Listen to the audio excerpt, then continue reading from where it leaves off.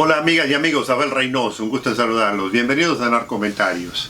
Estamos hablando del fascinante tema de el uso de las drogas y las bebidas alcohólicas y el comienzo de la drogadicción aquí en los Estados Unidos. O sea, hemos venido hablando, si han tenido oportunidad de ver nuestros previos videos, sobre el tema de la droga, porque eventualmente queremos expandirnos en el narcotráfico, pero queremos acentuar algo que es sumamente importante, que es el uso de la droga y por qué se usa.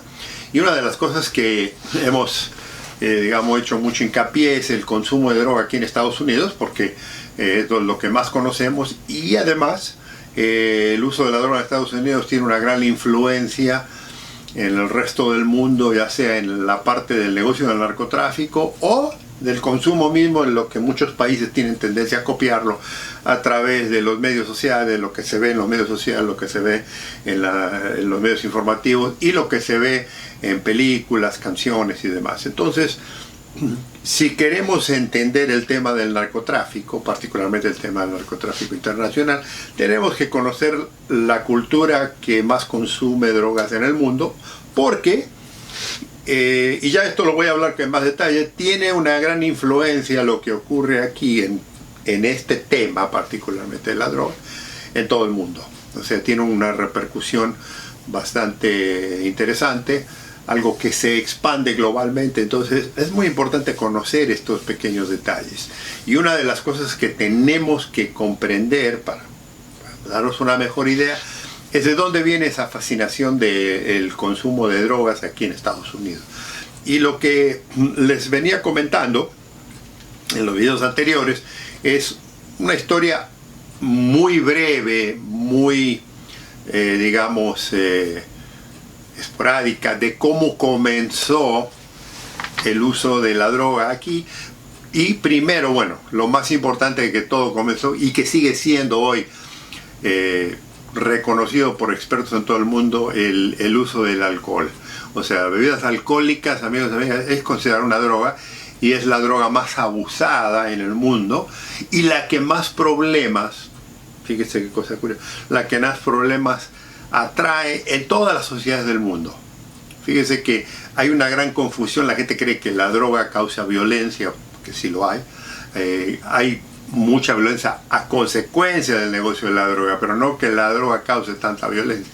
Fíjese que si usted compara los números, las figuras de los actos de violencia que ocurren, y le aseguro que esto ocurre en su país, en todo el mundo entero, por el consumo del alcohol, bebidas alcohólicas, es estratosférico comparado con lo que ocurre con el uso de la droga. Sin embargo, como es legal y como es algo que todo mundo lo consume, y es muy para que ustedes también lo consuman, no se lo, critica tan severamente como es el tema de las drogas.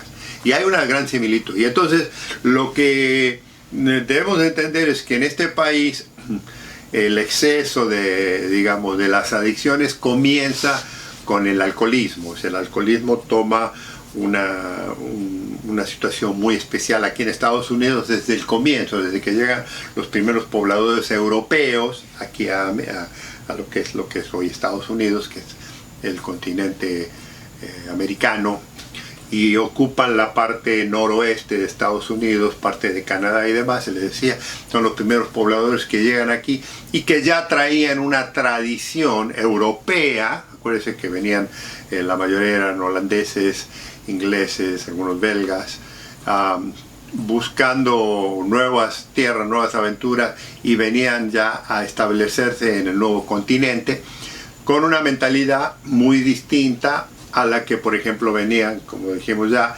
nuestros antepasados españoles, que vinieron a conquistar, a robarse todo el oro y a, destruir las culturas prehispanas que existían aquí en Latinoamérica.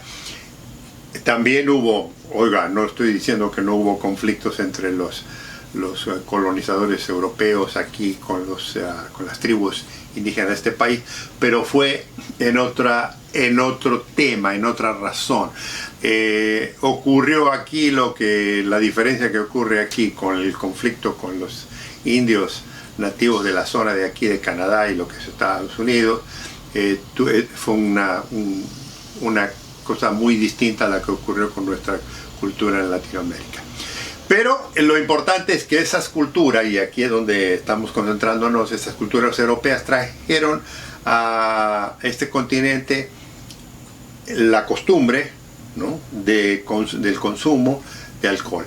Y entre cerveza y bebidas fuertes de alcohol, whisky, scotch, o sea, bebidas bastante fuertes. Y después, obviamente, ya, si recuerdan, hablamos de que el ron fue un descubrimiento y que fue una de las bebidas más comunes.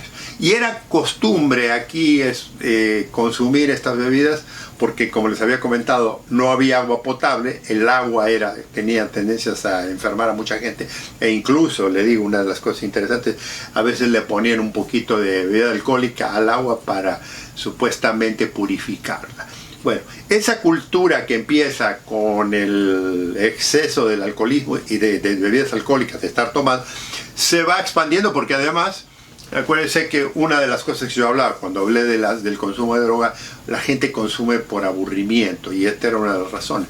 Pero también era cultural, se tomaba todo el día. Y a medida que van pasando los años, de 1600 a 1700, la cultura está constantemente consumiendo, y se consumía a toda hora, se consumía al desayuno, se consumía a mediodía, se consumía en la tarde, se consumía en la noche. O sea, el consumo de alcohol, de bebidas alcohólicas aquí en este país era impresionante, ¿no?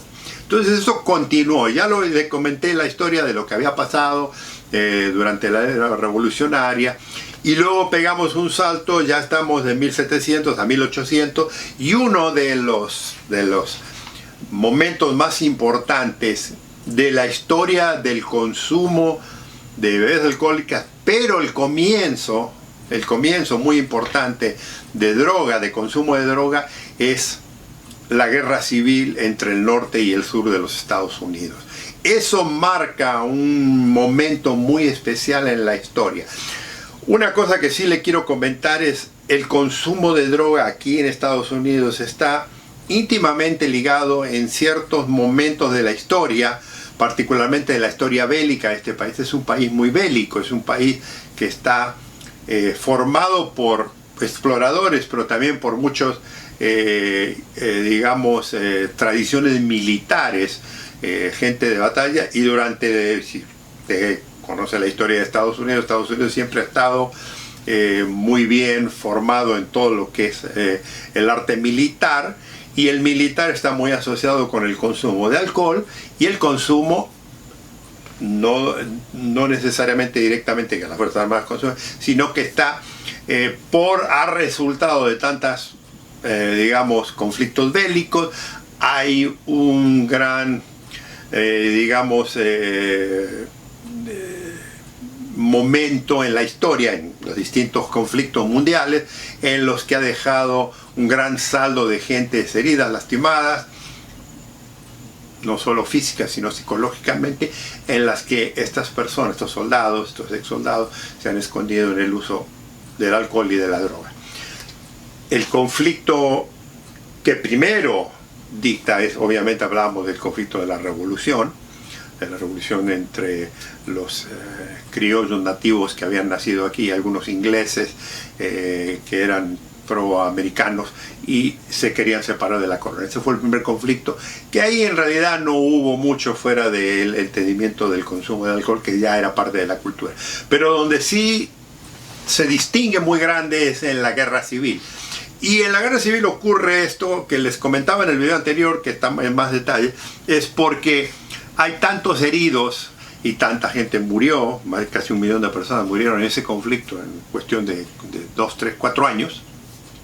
Pero el problema era los heridos, la cantidad de heridas, la cantidad de amputaciones que se hacían. Entonces no había anestesia todavía, no había antibióticos y era muy fácil infectarse las heridas, era muy fácil tener problemas.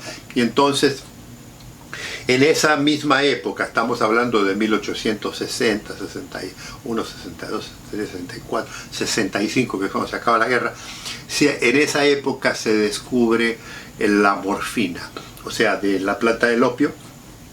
Del opio sale la morfina, y la morfina es la que se usa y digamos, se utiliza la morfina, que sigue siendo hoy en día, fíjese, estoy hablando de 1860, pero hoy en día estamos en el siglo XXI, y ya se continúa todavía usando morfina para calmar dolores, porque no hay, hay ahora, obviamente hay elementos, hay drogas químicas manufacturadas en laboratorios que son tan buenos como la morfina, pero la morfina sigue siendo la madre de todos los calmantes para dolores. Y durante la guerra civil, por la cantidad de heridos, por la cantidad de gente que pierde extremos, brazos, manos y pies, el consumo de morfina se hace superior. Al mismo tiempo, en esa misma época es donde se descubre la heroína también. Pero hay otro elemento que también quiero que esté consciente, que ocurre en esa misma época, que es el descubrimiento de la jeringa que la gente se inyecta. Porque, si no lo sabe, o muy probable que usted lo sepa, pero la forma más fácil de obtener una fuerte dosis de droga que le funcione inmediatamente en el cuerpo, en el cerebro, y que ataque el cerebro, es inyectar a la sangre para que inmediatamente empiece a sentirlo. O sea, fumar es una forma muy directa, pero el inyectar suele ser. Y en esa época, durante los años de la guerra civil, es cuando se descubre la jeringa y se empieza a inyectar gente la morfina. Entonces, eso crea una adicción tremenda, porque cuando se termina el conflicto hay miles y miles, así como casi 1 millón murieron de soldados de ambos lados, murieron en la guerra civil, miles y miles más quedaron mal heridos psicológica y físicamente. Entonces continúa esa tradición, digamos, esa costumbre, esa adicción de la cultura de consumir morfina y un poco de la heroína. Pero hay un hecho en la misma época que tiene mucha importancia y que también va a trascender, y después, cuando hable ya de la droga en nuestros países, tiene un poco el impacto de esto, de lo que hemos hablado. Y que hay gente, obviamente hay muchos que ustedes lo pueden saber, pero hay mucha gente que no sabe esa parte que es apasionante de la historia de Estados Unidos, y también tiene que ver, fíjese, con el consumo del opio. Y es la inmigración china a Estados Unidos en los años de 1840 a 1880, en la que miles de ciudadanos chinos, particularmente del sur de China, emigran a Estados Unidos, particularmente a California, la zona oeste de Estados Unidos, para trabajar primero en las famosas minas de oro de California, o sea, en la fiebre del oro que se descubre. California en cerca de 1840, 1849, descubren grandes ores de minas de oro, y hay una locura, se viene todo mundo a California a buscar oro. Y entre esos aventureros vienen muchos, digamos, pobladores chinos a buscar fortuna. Obviamente, como todo lo que sucede, los primeros fueron los que encontraron, y de los miles y miles de trabajadores, de buscadores de oro en las montañas de California, en los desiertos de California y todo eso, unos pocos, como siempre ocurre, fueron los que encontraron minas de oro. Muchos perdieron su vida, muchos se quedaron sin dinero porque era una locura, venían y vendieron todo y se vinieron a buscar las minas. Bueno, los chinos y emigran a Estados Unidos a trabajar en las minas, y terminan ellos, en vez de ser exploradores de ellos mismos, terminan siendo empleados de muchos mineros, porque Estados Unidos siempre ha sido un país muy racista. Imagínese, hablando de 1840, 1850, 1860, la temática si hoy en día todavía se sigue con el racismo a un nivel tremendo. Imagínate lo que debe haber sido en la época esa. Entonces, los chinos en realidad nunca logran establecerse como grandes buscadores de oro, pero sí terminan siendo empleados de muchos de los mineros. Ahora, ocurre algo muy importante. California siempre ha sido, sigue siendo hoy en día, a pesar de todas las situaciones económicas y políticas que el Estado tiene, por su clima, por su economía, por su territorio, por su terreno, por todo, porque en California usted tiene verano, primavera, octubre, otoño e invierno, muy cálido, muy agradable, la tierra es muy buena para cosecha, tiene unos climas fabulosos, tiene montaña, tiene mar, tiene desierto, tiene todo. Es un país. En realidad, incluso le digo, California tiene la gracia de ser uno de los lugares más privilegiados de la Tierra, en el sentido de que se lo considera la séptima economía en el mundo, porque con el poderío económico que hay en California, siempre ha sido. Entonces, la fiebre del oro que explota en California atrae a mucha gente de mucho dinero y se establecen particularmente en la zona del norte, en esta época que era San Francisco, que era un poco muy, digamos, europea la ciudad. Y entonces los ciudadanos chinos aterrizan, y California, por querer expandirse y eso, quiere unir el resto del estado, el resto de todo el estado de California, la provincia de California, con un tren, un servicio de ferrocarril. Y entonces, ¿quién construye el servicio del ferrocarril, amigos y amigas? La mayoría son inmigrantes chinos. El 90% de los trabajadores que de sol a sol y trabajaban 10, 12, 13, 14, 15, 16 horas trabajando, son los chinos que vienen y trabajan construyendo el ferrocarril. Ahora, esto es sumamente importante porque usted dice, ¿qué tiene que ver los chinos con Estados Unidos y la droga? Cuando usted debe comprender que cuando usted trae culturas extranjeras, y esto lo puede ver en su país, cuando usted trae culturas extranjeras de otros países y las junta con su gente, estas personas no solo vienen con sus culturas, sino también traen sus costumbres de comida, sus costumbres de vestir, sus costumbres de todo lo que sea un ser humano. Y una de las cosas que le comenté y que todavía no lo he hablado en la historia, lo mencioné hace un tiempo atrás, un poco con la historia del contrabando muy brevemente.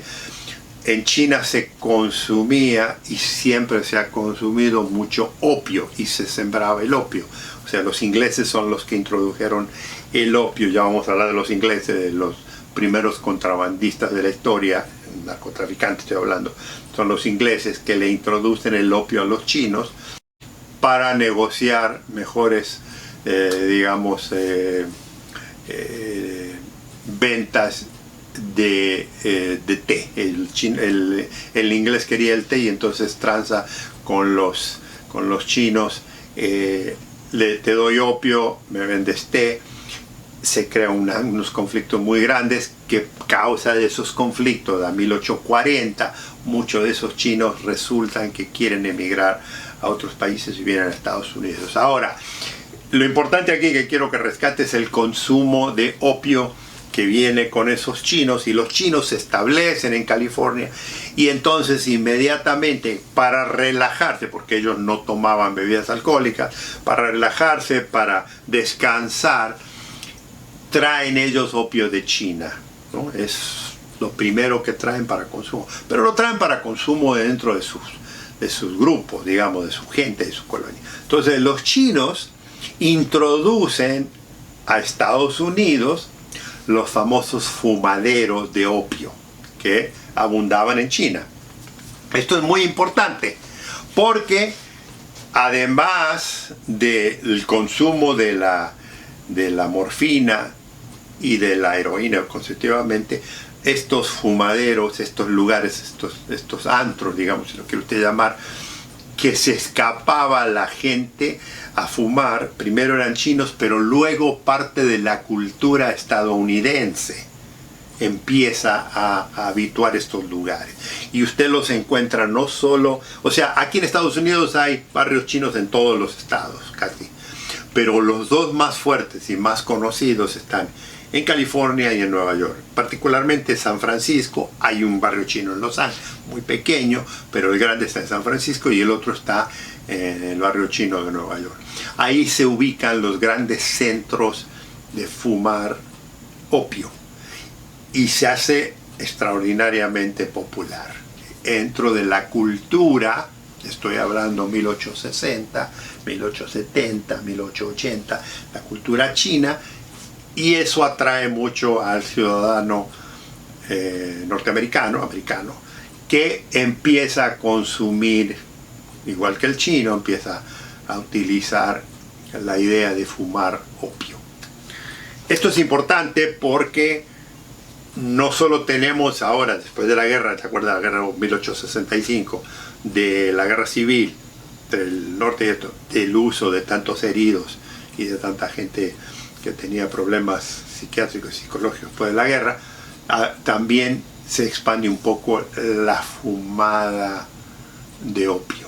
Entonces ya tenemos no solo el consumo de la morfina a través de inyectar, a través de ingerir polvos y demás de morfina, tenemos el uso de la heroína, pero también tenemos el consumo de fumar, el hábito de fumar opio en estos lugares.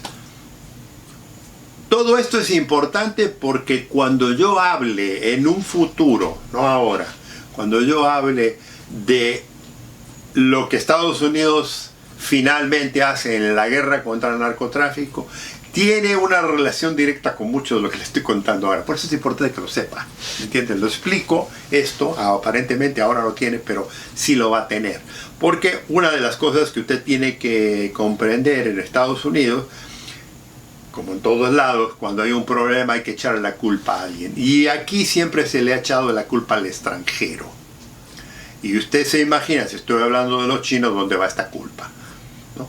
Esto se hace en todo el mundo, ¿eh? O sea, yo voy a asumir que en su país es muy probable que haya extranjeros que ya en los últimos 10, 15, 20, 30 años se han ido ubicando y que es muy probable que usted tenga conocimiento y ya acuse de que mucho del problema del delito y particularmente de las drogas y demás se lo achaquen a estos extranjeros. Bueno, esa idea aquí ocurrió desde esa época. Primero con, digamos, con las colonizadores que hicieron que eran muy racistas con las razas, con los indígenas de aquí.